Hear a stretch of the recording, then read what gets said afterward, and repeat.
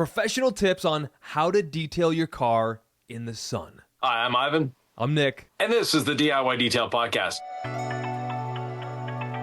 Today we're going to go into different tips and tricks to make detailing in direct sunlight and heat more bearable for you and safer for the vehicle. Nick and I always detail in a climate-controlled garage, and there's a couple reasons for that. First of all, we have it. Why not? But secondly, it's more for the sound and the lighting to give you a good quality video. We have all sorts of things that happen around there. We have traffic noise, we have vagrants, we have you name it. It's just not a conducive place to even detail outside because literally the garage door is on the sidewalk. So if we're detailing, people have to walk around this in the street. It's just not a good place to do it. And our hose doesn't really reach. That being said, the techniques that we show in our videos are the same whether you're detailing in an air-conditioned garage or outside, but we do get a lot of questions. What would you do differently if you're outside? 99% of the time, nothing. And we often state it in the videos as well that, hey, if you're outside, do this, do that. But today we're gonna go deep into what to do when you're detailing outside.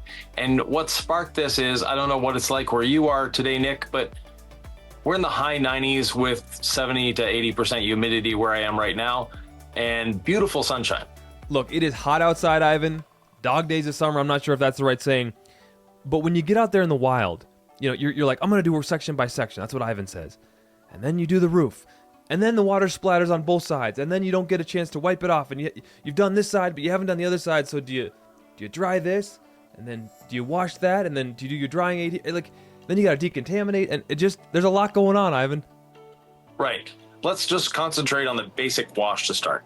Okay. So with the basic wash, yes, start with the roof and take note of the wind. If you're lucky enough to have a breeze, take note of the wind and what direction it's going and use that to your advantage. So yes, starting on the roof. And when we're using a rinseless wash is the cheat code for washing outside in the summer. Basically, let's start with the roof. You douse the top. And in your case, the roof on your Jeep is black, so it's even hotter. Douse the roof, watch the steam come off of it. Douse it again with the rinseless wash. Get it so it's cooled down a little bit. Then... So we're rinseless washing and then rinseless washing, or you're like spraying it down? So spray it down with the rinseless wash, let it sit till it's almost evaporated, rinse it off again. So rinse it with the rinseless wash. Now, if you have a lot of mud, of course you're gonna get a hose out, but ideally try to avoid tap water when you're detailing outside in the sun. And the rinseless wash, whether it's in a sprayer, in a keg, you name it, whatever tool you wanna use to apply it, use that tool. And you use that battery operated pressure washer once in a while. That actually puts out way too much. So that's why you're getting overspray everywhere. You've got your keg or you have an IK sprayer or something like that, use that. You want to minimize the amount of overspray. So by starting with the roof, get the roof cleaned, and as soon as you're done washing, dry. And like for yourself, the Jeep, it's a small enough roof, you can get up on your ladder, do one side of the roof, then do the other side. And if you get a bit of overspray of the rinseless wash, it's going to wipe right away. Not an issue there. Then work your way down the vehicle. What if you're decontaminating and you got to flush the paint? Right. If you're decontaminating, then after you wash, decontaminate, then dry. And by decontaminating, we're not going to be using iron remover. There are times and places for every operation. And basically, if you don't have access to a hose and you don't have access to a bit of shade, maybe you should wait till the next time to do those things. And if you're a professional detailer, that is when you go and buy yourself a canopy, because you need a canopy if you're working in direct sunlight in Arizona when it's 110 degrees outside. I'm sorry, you're just going to have to invest in another tool, and that tool is a canopy. Or if your customer has a garage, pull the car into the garage. Heat really isn't a big concern. It's the direct sunlight baking the products on. And our iron remover can dry in the surface. Our water spot remover can dry in the surface. Should they? No. Should you purposely allow them to dry? Of course not. But if they do, it's not a big deal. But then the big concern with washing in direct sunlight and decontaminating is not the act of decontaminating, it's the act of rinsing. And that rinsing using tap water, if you have any minerals in it, becomes an issue. Now, if you have demineralized water or deionized water, great, have fun with it. You can do it. It doesn't matter if it dries. But for most of us, I live, when I'm not traveling in the bus, we're in the country. We're on a well. I have a TDS of somewhere between 7 and 900, depending on the day. Meaning that if I spray water willy-nilly on something and it dries, I am getting water spots. There's no question about it. That's where Rinseless becomes the tool of choice. And you can actually rinse off using Rinseless. But at the same time, yes, when you're decontaminating, let's say you had to decontaminate a vehicle, Nick. That is when you use your cordless pressure washer. I've got the little Ryobi, a cordless pressure washer thing that you stick it into a bucket. That is when you'll use that, because if you're rinsing with the Rinseless, you end up leaving a Rinseless on the surface and not having a concern about water spots. Because when the Rinseless dries on the surface, you simply take a Rinseless dampened towel and go back over it, and you're fine. So you're drawing from a bucket that has Rinseless 256-1 in it. You'd recommend doing that for direct sunlight.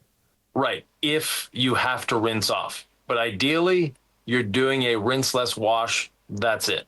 But, if you're preparing to do another step where you need to do a full-on decontamination using iron remover and water spot remover, then yes, that is a cheat code, because the rinseless wash, even if you have a 700 or 800 TDS in your water, it neutralizes or basically encapsulates those minerals, making them inoffensive going forward. So you don't need distilled water to mix with rinseless wash, because you're just going to leave polymer spots. The rinseless wash is going to soften it up a bit. If you're running regular tap water to rinse, that's when you can get into trouble. Right, and that's where you have to be extremely methodical and work piece by piece. But we'll use your Jeep as an example again. Let's say you rinse the roof off. Now you have water running down all the sides of the Jeep and the windows and all that, drying in the sun. So that becomes an issue. Meanwhile, if you're careful about it and use the rinseless wash and dry it immediately, if you have a few drops of rinseless that go down, not a big deal. You're going to be washing that section afterwards. So you're going to be removing that dried rinseless wash off the surface. Now, the other thing that I see a lot of people concerned about, and they could use this little thing called the key in the car. And basically, once you've done the roof, wash the side that is shaded, because unless you're at high noon, there's always a side that's a little shaded. Use that to your advantage. So clean the shaded side piece by piece, and using the breeze or the wind to your advantage. So if the wind is going from the front to the back of the vehicle, you simply start washing at the front and work your way to the back. If it's from back to front, same deal. Then take the key of the car, put it in the ignition, or if you have a more modern car, have the key in your pocket, press the start button, drive out into the street, turn the car around, and bring it the other way. Now the side that was in the sun is now in the shade, and you have a lot less stress working on that shaded side than you do the one that's in direct sunlight. So I like learning with redundancy, and I hope folks are learning as well with me.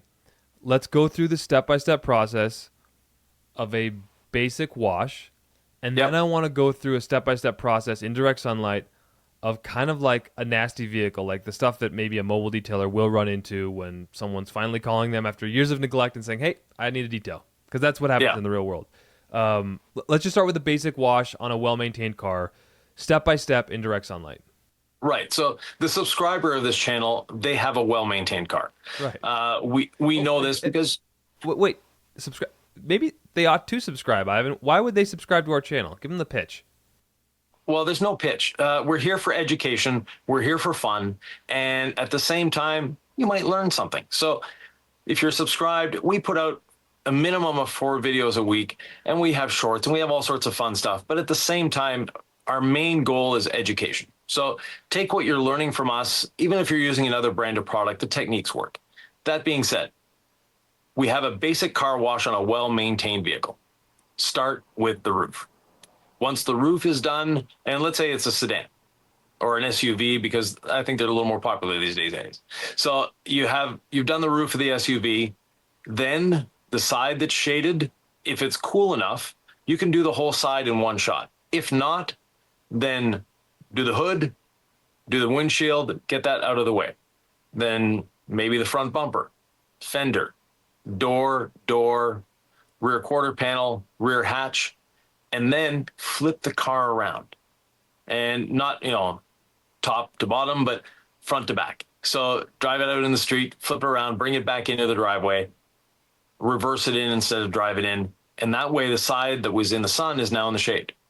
And that basic wash, this is where Rinseless becomes an extremely important ally, because you apply the Rinseless to the surface, you let it cool down, let it start to emulsify and break down the dirt. Then if the vehicle was relatively clean, you don't need to do any more. If the vehicle had grit on it, then rinse it again, but use the Rinseless wash as your rinse medium, not straight water. That way, if it dries on the surface, it's not a big deal. It's not a concern. You've already done the hood, you've already done the window, and now you're doing that fender, and you're going to get overspray. Well, when you're getting that overspray, the first thing you do is dry that little bit of overspray. It doesn't matter if the rest of the Rinseless that's on the surface, because where you got overspray will be just light, and you only get the overspray off where you've already washed before. Then do that fender. So legacy sponge, then dry it. Use your drying aid of choice. If you want to use a drying aid, you're using a Rinseless wash, you don't need a drying aid. But if you want to use something like ceramic gloss, then go for it. One little spray, and the hotter it is, the less you want to use. I know this is contrary to Nick. He's looking weird now. It's like, what do you mean? The hotter it is, the less you want to use. Okay, tell me more. Right, because you have a chance of it drying on the surface. And when you have something like ceramic gloss drying on the surface, it's not fun to get off. So you want a very, very light mist and immediately work on it. So immediately light mist, get your towel on there, spread the ceramic gloss as you're drying, go from there. Another, pro tip I could say for washing in direct sunlight, washing in a hot environment, use smaller towels. We have our drying blanket mini and we have the twist towels for a reason. And that is the reason.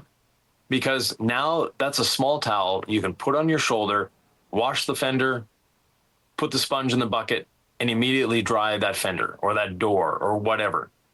Those small towels, especially on a hot day, you're going to get a lot of evaporation, so you're not going to have that much moisture to deal with. Those small towels are great, and they're fun. And when that towel gets a little damp, it actually makes the drying process a little safer, because now you're introducing a bit of moisture, spreading it around, and you're good to go. So the big fluffy towel that you do the Instagram, throw it on the hood and pull it across, no, not when it's hot. That's when small towels are king.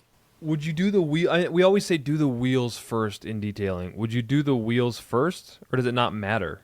So when you're washing in direct sunlight, doing the wheels last is probably your better option if you're using a rinseless wash.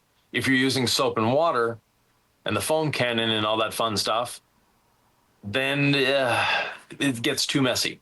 So I would do the wheels first. But again, let's say you don't have a rinseless wash. You're one of these strange people that for the last 30 years has ignored rinseless wash and think it's not safe. Trust me, it's safe.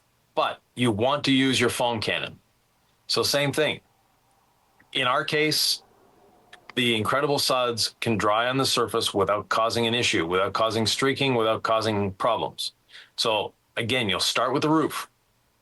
Get that roof done with the Incredible Suds. Get it brushed or your wash mitt, whatever you want to use as your wash media. Rinse it off and immediately dry the roof. And now you have to be a little more targeted and more careful with your soap application. So once again, you're going to make sure that you're not getting overspray on the areas you've already cleaned, but do that shaded side. And that shaded side, the Incredible Suds it can dry on the surface. We're not telling you to let it dry on the surface. It's not a good idea to let it dry on the surface, but if it does, it's not the end of the world. Then you rinse and dry as fast as possible. And this is where organization and preparation become extremely important parts of working in direct sunlight or working outside in the heat. If you are organized and prepared, it won't take you long to wash your car. But if you're, oh, I forgot this, and you go back and, oh, where's this? And you can't find it, be organized. That organization will speed you up. And the faster you can go, I'm not saying to be sloppy, I'm saying to be methodical. The more methodical and the faster you get done, the less you have to worry about heat, because the water isn't going to instantly evaporate off the surface. It's not something that happens in the blink of an eye. It takes a minute or two. So if you have that time, if you're organized, then it's super easy to do. But yeah, so spray down the side, do your contact wash, and then rinse and dry as fast as you can.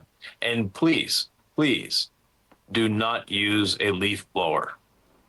You're evaporating the water off the surface. You're not removing it from the surface.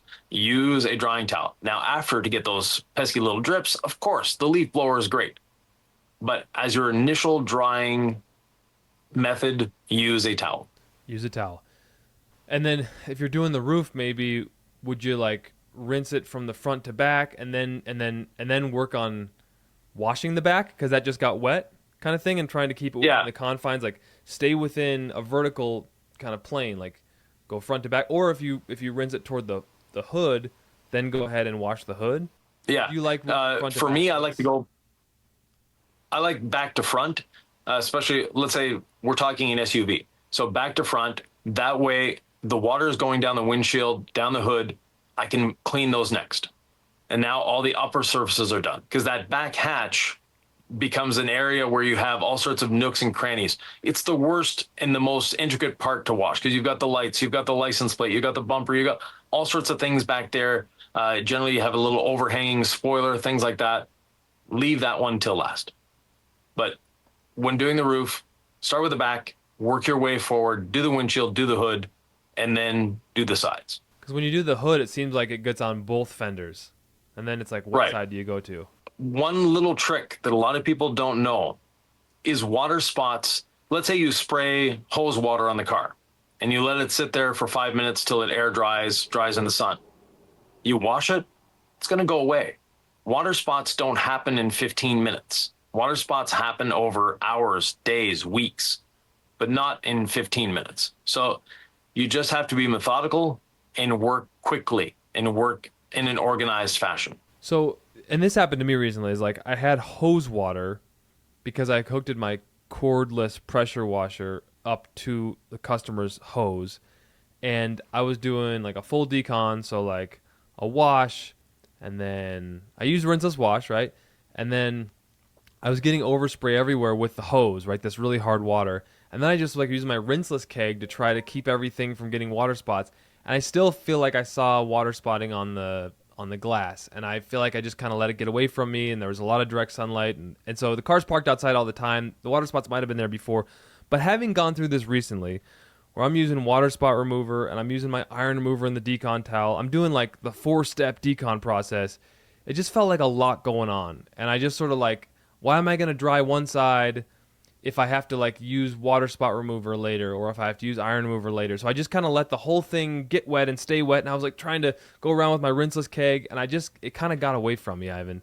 Yeah. Give me the step-by-step for you're in direct sunlight. Sorry, you don't have a canopy, and you're trying to do a deep dive, wash, decon, polish, maybe even a coating outside. You're doing your best. One side at a time. But it's as simple as that. It's impossible to have both sides in direct sunlight. The car has wheels, it has an engine or a motor, depending if it's electric or gas. You can move it around. You can change the orientation of the vehicle in the driveway, even if it's just backing up and changing it by 20 degrees. You can move the vehicle. It doesn't have to stay in the same spot throughout the whole detail. And yes, it might take you 30 seconds or a minute to change it, but at the same time, you're going to save a lot of time and effort because now you have one side shaded. So that decontamination process that you're doing, Nick, do the roof, do the hood, get that done, dry it off. Then do the side that is quote unquote shaded. And from there, get that one completely done. Do the whole process there. Then move the vehicle around. All your tools are already on that side. Not a big deal. Then do that side again. Do the second side. And if it doesn't have a roof rack to kind of keep the water from going down the sides, it's Yeah. pretty easy to like have some of that water fall to the sides Yeah, and on the roof. it's not a concern Okay. because you're going to be washing and decontaminating it anyways. And once again, water spots don't happen in 2 minutes. They happen minimum a day. So I've had vehicles that look like they're grossly water spotted because someone at home hose washed it and just sprayed a hose on it. And then they panicked because they see all these water spots. So they brought it to our shop and it's like, I got water spots everywhere. It's like, how long ago was it that you did this? Oh, a couple hours ago or yesterday. We just bring it into our car wash tunnel, wash the car by hand, give it back to them. It's like the water spots don't set in that quickly. Even in direct sunlight where it just feels like they just crisp right on the surface and it's like bling. Yeah, but they haven't made it into the surface. It takes time for those minerals to dive or to soften the plastic and get in there because clear coat is plastic. So it takes a while for them to get in there. I think starting with the roof is something I've never done before. Like I would always just do a side, but then you have to do the roof at some point, right? And then it's like, Right. well, maybe I'll do the roof and then like have it fall to the other side as I rinse it, and then I'll do the roof maybe in the hood, and then it's set on the other side for a while. So I think the thing I'm learning really from this is do the roof and then the hood and then rinse it and then do your decon process and then rinse it, right? With the water spot remover as your second step, iron remover Yeah. and decon towel first, rinse, water spot remover, rinseless wash dampen towel, rinse, and at that point try to mitigate overspray on the other side panels, and then pick a side, then pick another side, and then what do? Front bumper, hatch, Yeah, something like that. So and then basically, dry as you go. yeah, dry as you go. And if you're wanting to wash clay, iron remover, water spot remover, do everything on a panel or a side before moving on. I'll tell you, having a platform to get to the roof of these vehicles is absolutely clutch. I Yes. recently got a ladder that I didn't love, but it was convenient because it was in my local hardware store. The ones that we use at DIY are great. The step ladders are fine, but the long platform, those are the ones that are going to give you the most efficiency because then you can work a section and then just literally walk over instead of having to move your ladder, right? Right. And the one we use in the shop is a Werner. At home, I have a Gorilla. They both work. The Werner, if you have the choice between the two, get the Werner. It's just easier to fold and unfold. That's the only advantage or disadvantage it has. It's just easier to fold and unfold and change the height. But the Gorilla platform, if that's what you have access to, it works great too. And then you just save wheels till the end because Yeah. it just seems to be the easiest thing to do. Right. Now, if you're using a foam cannon on your wheels, it could get a little messy. So you have to do targeted wheel cleaning. So use a foamer instead of a foam cannon. Little things like that. But yes, you can do wheels after on a perfectly clean car and not get a drop on the car if you're careful and you're methodical on how you do it. That makes sense. Yeah, and I love incredible suds. Don't get me wrong. Like I'm the guy who loves adding extra foam to the foam cannon and going, crazy. But when I'm in direct sunlight, I just channel my inner Ivan LaCroix and I'm like, all right, rinseless is the fastest. You're going to use less water. You don't have to rinse at the end. Even when you're doing decon, rinseless just seems easier to me. Is that, I mean, Yes. what is it about rinseless versus incredible suds besides all that mess you're creating and all the extra water you're using? It's that you said it right there, the mess. So I don't care how high a quality foam cannon you have, it's always going to be bouncing foam off of the surface onto the next panel or onto the panel that you've already cleaned. Whereas rinseless, if you apply it with a garden sprayer or a keg or something like that, you have a very, very controlled and easy to control application. So, and I'm also like feeling like channeling the keg or the garden sprayer as your modality of rinsing is something that I didn't do. I was just like, oh, I've got a pressure washer. I'm on a job. I'll just use the pressure washer. And I guess it just depends on the situation and how dirty the car is. But Yeah. those kegs or those garden sprays actually can flush the panels really well. And They- if someone out there is like, oh, I got OCD and I just don't want to take any chances, are you going to punish them for using distilled water in their sprayers and their kegs? No, go right ahead. But it's really, it's a placebo effect more than anything else. Now, I say a placebo effect, yes, it does do something, but it's really, really not necessary if you have good technique. And even if you are using distilled water, work as if it's got a TDS of 1,000, because sometimes you're using chemicals, sometimes you're using iron remover. And iron remover, we have literally let it dry in a car a week and then rinsed it off. So the funny thing is, if it rains when doing the testing, I'd put it on a car and just walk away. And it's like, okay, we'll rinse it off in a week. It rains sometime in between. You see the red streaks going down the car in the rain. But even the rain rinsed it off. So iron remover is not a concern. Water spot remover, same thing. Now, water spot remover, the only caveat to that is on glass. Our water spot remover is safe to use on glass. But if your glass is 130 degrees, you could crack an egg on it and cook it. Water dries immediately on it. Then think again. One of the basic things that can drive people or can help people is be logical. Think about it a little before you actually do. Just because you've seen us do it one way in a video, or you've seen someone else do it a way in a video, think to yourself, does this make sense? And if it does, good. So common sense is a very important tool in detailing, and use your common sense. It's like, if I can't put my hand on the panel, should I really be washing it right now? I had someone reach out on Facebook, God bless them, and they were like, hey, I've got another brand iron remover and I've got your decon towel. Can I use it? And I said, there's a couple ways to test this. Number one, I want you to do a test panel, and does it feel like it's lubricated, right? Just go with your gut on that. Number two, rinse it off, dry it, and then use a light. And see if you notice any marring. And I don't know how you would describe marring, Ivan. Maybe you can get to this in a second. He messages me back this morning. He's like, well, I asked AI, and AI says I can do it. And it's like, you can do this. And people like Ivan LaCroix say da-da-da-da-da, so it knew who you were. And then it gave him the green light to use this other brand. I said, don't trust AI. No. Trust your own eyes, your own gut. What you see in front of you, use your intuition. Now, what are your thoughts on that one? And number two, what does marring look like if someone's like, I just want to test this? I know it's not really about watching in direct sunlight, but it was just so funny. Someone messaged me that. I'm like, they may not even know what marring looks like. Yeah. So AI, first of all, has never washed a car. And it just takes information randomly over the internet, pieces it together, and there you go. You have your response. AI, maybe for doing mathematical calculations, is okay, but for things where it's actually hands-on work, I've never seen an AI response that was something I would do. It's close. It's not far off, but there's always a little glitch. There's always a little, it got information. It doesn't vet the sources of information. Basically, it's just, this is what's out on the internet. So let's say we were to flood the internet with, put iron remover on your Cheerios in the morning. Please don't do that. But let's say we flooded that, someone flooded the internet with something like that. Eventually AI will pick that up.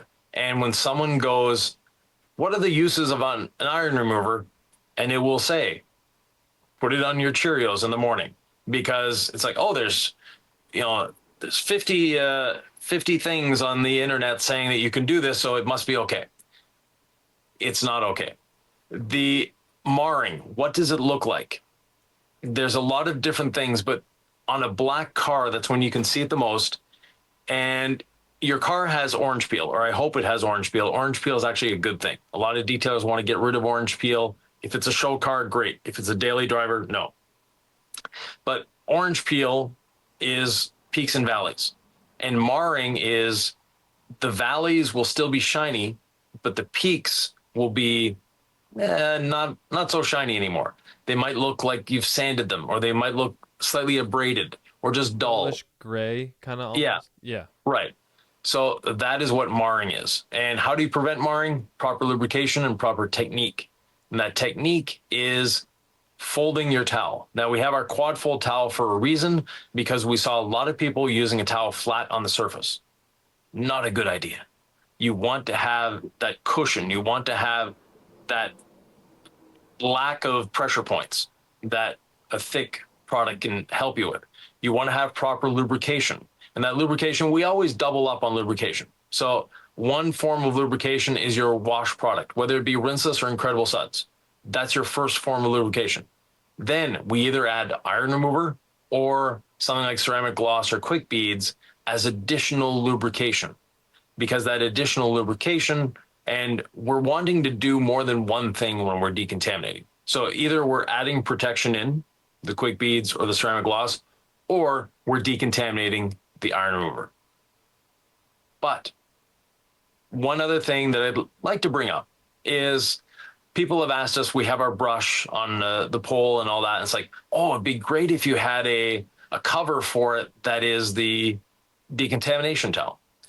The reason I don't like decontaminating mitts or things like that, covers for the brush, or even a sponge with one side with the decontamination surface on it, is that you only have one surface. They're extremely inefficient, because now you do one panel, you have to clean that off. Whereas with the quad fold towel, you can do 4 panels before going back to your bucket. And people that do 3, 4, 5 panels with the one side of that that sponge, or one side of that the mitt that they have, you're going way too far, and that is a big risk of marring. So once you've done a panel, switch to another side of the towel. And once you've used all 4 sides, that's when you dunk it and clean it and carry on. So back to direct sunlight, Ivan. What did we not cover? I mean, I think we knocked out some really important principles. Right. And again, I think when you're dealing with tap water to rinse, it just gets a little dicey. So the idea of rinsing with my Rinseless wash keg, that actually makes a lot of sense to me. Yeah. The other thing that we didn't cover is personal safety. So wear a hat. Drink a lot of water, not soda, not beer, have the beer afterwards. Wash your car, drink a lot of water, be hydrated, and wear sunscreen. Or people will think I'm weird. I'll wear a long sleeve shirt in direct sunlight on a hot day. Yep. But it actually keeps you cooler, because the sun isn't beating down on your skin, it's beating on the long sleeve shirt. One of our former DIY tubers, Oscar, he works in Southern California. Every video you see of him, he has a long sleeve shirt on. And that long sleeve shirt is for a reason, protects him from the sun. He also has this really cool big straw hat. Same thing. So protect yourself. And the really lightweight kind of SPF 50 long sleeve shirts, they have hoods on them now too. It's like you just see more and more of these. I wore one at my mobile detail, and I was telling the customer, because I had this hood on the whole time, long sleeves. He's like, I see a lot of those on the golf course now. And it's like, I think it just makes sense. You see construction workers, they get it. They're wearing long sleeves all day. The secret's out. Just be smart about it. The sun is no joke. Right. And the other thing is, especially for the hobbyists, do you really have to wash your car at 1 o'clock in the afternoon in direct sunlight? Probably not. My favorite time, and maybe I'm not a morning person, this, my favorite time is evening. I have the Nick at Night podcast. I like washing it at night. Is there a difference, morning, night? I mean, I feel like at night you're more in control. The more time goes on, all you're fighting is light, but you're not going to get more sun coming. If you don't hurry in the morning, inevitably it's going to get hot. Yeah, I prefer in the morning. So let's compare 8 o'clock in the morning to 8 o'clock at night. So if you look at your weather forecast, it's usually a lot cooler at 8 o'clock in the morning than it is at 8 o'clock at night. Your car has been in the dark all night, so the surface is cooler. It hasn't been in the sun all day, because there's a lot of mass there. You've got 4,000 or 5,000 pounds of stuff holding that heat, whereas by morning it's dissipated that heat. And the other advantage of cleaning your car in the morning is you get to drive around all day with a clean car. That's true. Yeah, if you don't have a garage, then it's going to get whatever overnight, and you're going to wake up and be like, I washed my car last night, and you're going to see a light film of whatever blew over. So I know what you mean. Yeah. Morning is a great time to watch. But in the morning it's cooler. If you have kids, as the sun is going down, they're probably still awake. If you can get out there in the morning before they wake up, even better. What would you recommend? What would you recommend to mobile detailers who are like just getting started, right? They don't have a lot of experience. A lot of them have tons of experience, but they may wonder, what time should I ask my client to start? Because I don't want to be too early. Maybe they're sleeping still. But I feel like if you start real early, you can knock out a lot of this vehicle before sun hits. Like, what's an early time? What's not too early? What do you like for a customer? Ask the customer. You might have some customers that are morning people and would be more than happy to have their car washed and the mobile detailer out of there by 9 o'clock in the morning. So ask them kind of what's the earliest you'd be comfortable with me coming? Yeah.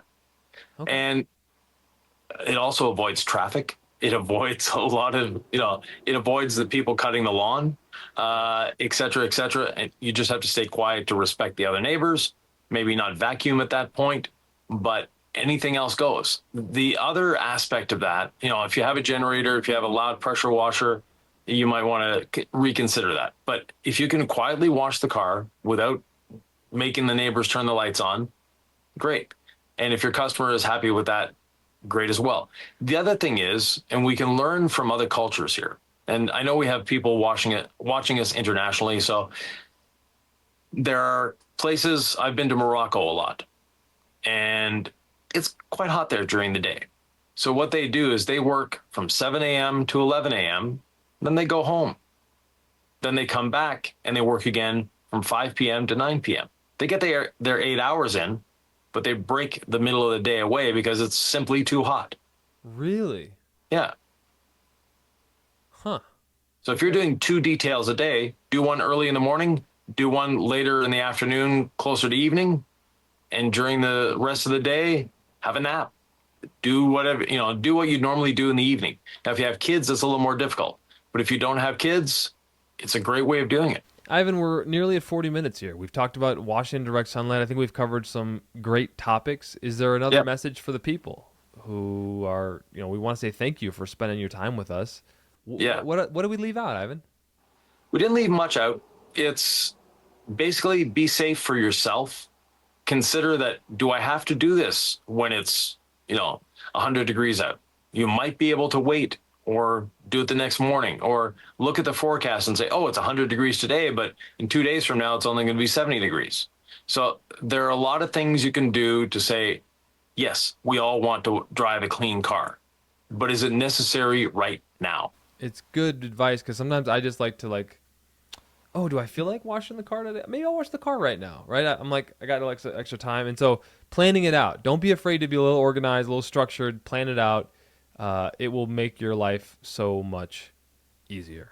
Yeah. Organization, being methodical, it's huge, Ivan. And speaking of that, yeah, well, we have a video where I decontaminated a car in direct sunlight. So we might want to show that one next. oh, Ivan, please, where can they find it? Right up here somewhere.